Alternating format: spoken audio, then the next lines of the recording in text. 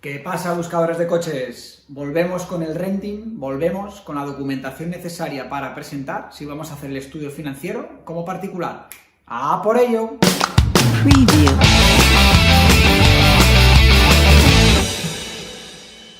Si te parece, antes de repasar cuál es la documentación necesaria para realizar como particular tu estudio financiero de renting, vamos a repasar cuáles son los requisitos que nos van a exigir las financieras para ser aptos para autorizarnos la operación de renting. Al final, tienes que tener en cuenta que un renting no es otra cosa más que una operación financiera, es un préstamo. En vez de prestarnos dinero, nos están prestando un cacho de chatarra, ¿no? Nos prestan un coche, con lo cual siempre vamos a tener que superar un estudio, un diagnóstico de viabilidad financiera. Da igual que el renting lo contratemos con nuestro banco, lo contratemos con una operadora de renting, lo contratemos con un fabricante, siempre nos van a revisar mínimo estos tres requisitos que vamos a ver a continuación. El primero de ellos es no figurar en ningún listado de impagos tipo ASNEF, RAI o similar, ¿vale? Y en el caso de que figuremos, que siempre sean cantidades inferiores a 200, 250, 300 euros y siempre por cuestiones como telefonía, gas, luz, internet, este tipo de facturas, ¿no? Que a veces, bueno, pues hay muchos pleitos con este tipo de empresas y por tanto, bueno, pues se hace un poquito la vista gorda o se puede sobrellevar el renting con este tipo de deuda de aparición en ficheros de impagos. La segunda cuestión que nos van a mirar es tener mínimo un año de antigüedad en el puesto de trabajo actual, preferiblemente 2 o más. Con menos de un año de antigüedad, lo lógico es que nos soliciten algún tipo de aval personal, ¿vale? Recuerda que en el renting es muy raro que la financiera te autorice una operación con un aval financiero, ¿vale? Un inmueble o cualquier otra cuestión, alquiler, en fin. Al final siempre van a ser avales personales, ¿vale? Otra nómina, otros ingresos como autónomo, etcétera, ¿vale? Con lo cual, menos de un año, lo lógico es que nos soliciten un avalista, ¿vale? Entre 1 año y 2 años, allá vamos a una escala de grises en la cual, bueno, pues en función de lo que estemos cerca, más de 1 año, más de 2 años, es posible que nos puedan solicitar algún tipo de entrada o de fianza, ¿vale? En este caso. Y si es más de 2 años, en ese caso, lo lógico es que ese requisito lo tengamos ya marcado con un check, lo tengamos superado y por lo tanto tengamos el renting hacia adelante, ¿vale?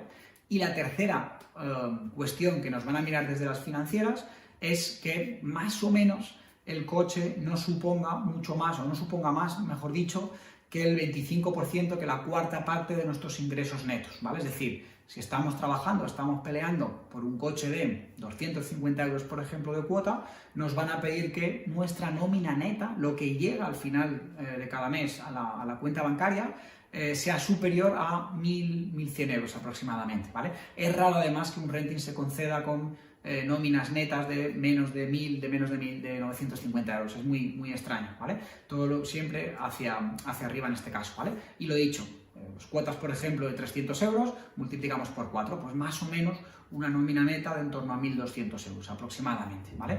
Y aquí entonces lo mismo, vuelve a abrirse una cierta escala de grises, ¿no? Si estoy por debajo de 1.000 euros o estoy por debajo de la cuarta parte que comentábamos antes, se abre ese abanico de que la financiera, si estoy cerquita en cuanto a números, pueda autorizar el renting, pero con algún tipo de aportación inicial o con algún tipo de fianza, en este caso, para autorizar el renting, ¿vale? Estos son los 3 requisitos que como particular nos van a solicitar las financieras de renting, ¿vale? No figurar en ningún listado de impagos tipo ASNEF, RAI o similar, tener mínimo 1 año, preferiblemente 2, de antigüedad en el puesto de trabajo actual y 3, tener unos ingresos netos de la cuarta parte, de 4 veces mínimo o superiores la cuota de renting que yo estoy trabajando, ¿vale? Al final puede parecer, o muchas veces no parece, pues solo me están concediendo, ¿no?, un alquiler de un coche por una cuota de 200 euros, 250 euros, ¿para qué tanto requisito? Y al final no te tienes que fijar tanto en la cuota del coche, sino que están prestando, te están poniendo en tus manos un vehículo que puede costar 20.000, 30.000, 40.000 euros, con lo cual realmente esa operación financiera no es tanto esa cuota de 250 euros, sino esa compra que tiene que hacer la financiera o ese valor del vehículo completo de 30.000 a 40.000 euros. Por eso los requisitos de un renting son más exigentes en cualquier caso que una compra financiada, por ejemplo, en muchos casos, ¿vale? Ten también en cuenta que un renting realizado en banco suele ser un poquito menos restrictivo, ¿vale? Y es muy sencillo, porque al final nuestro banco conoce toda nuestra vida financiera, ¿no? Tiene acceso a mucha más información, con lo cual, bueno, pues lógicamente hay veces que lo que una financiera externa no autoriza, nuestra propia financiera de banca puede autorizar, por ejemplo, en este caso, bueno, puede flexibilizar un poco las condiciones, ¿vale? En cualquier caso, repasados los requisitos, nos vamos ya a la documentación necesaria para tramitar, para cursar una operación, una solicitud de autorización de un renting, ¿vale? Al final, si te fijas, viendo los requisitos, vamos a ver rápidamente cuáles son los documentos. Nos van a pedir, lógicamente, DNI y carnet de conducir, sobre todo DNI, es inevitable para cualquier trámite que queramos hacer, y a partir de ahí, últimas nóminas, entre 1 y 3 nóminas generalmente, hay financieras que con una nómina suficiente, hay financieras que necesitan 3 nóminas, ¿vale? Entre 1 y 3 nóminas, siempre las últimas, siempre las últimas, ¿vale? Y el tema de la declaración de la renta del año pasado, ¿vale? Nóminas y declaración de la renta del año pasado como documentos principales, ¿vale? A partir de ahí nos pueden solicitar también la vida laboral, ¿vale? La vida laboral va a ser súper útil en el caso de que, por ejemplo, tengas una antigüedad inferior a la que hemos comentado antes, pero no sea por algún tipo de estancia en el paro, de situación de desempleo, sino que, por ejemplo, estabas en un trabajo, tuviste una oportunidad, te cambiaste y ahora llevas menos tiempo de 1 año, menos tiempo de 2 años en el trabajo actual. Se puede intentar pelar la operación con una vida laboral que demuestre que ha sido un cambio de trabajo y que no ha sido algún tipo de despido, de rescisión de contrato, un tiempo de paro y después otro contrato, otro trabajo en este caso, ¿vale?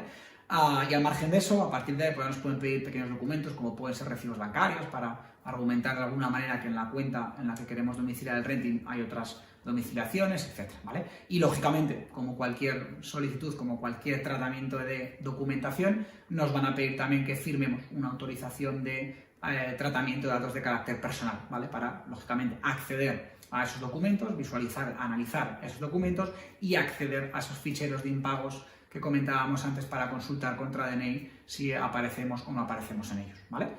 Así de sencillito en el caso de un particular, DNI, últimas nóminas, renta, ¿vale? Con eso tenemos la documentación preparada. Lo único, lo que comentábamos de la vida laboral, si hace falta algún tipo de argumentación extra por cambios de trabajo en este caso. Cualquier duda, cualquier cuestión que tengas, os dejamos como siempre en la caja de comentarios el link a nuestra web, tenéis nuestro teléfono o nuestro email, nos consultáis, cualquier cuestión, por aquí estamos. ¡Hasta luego!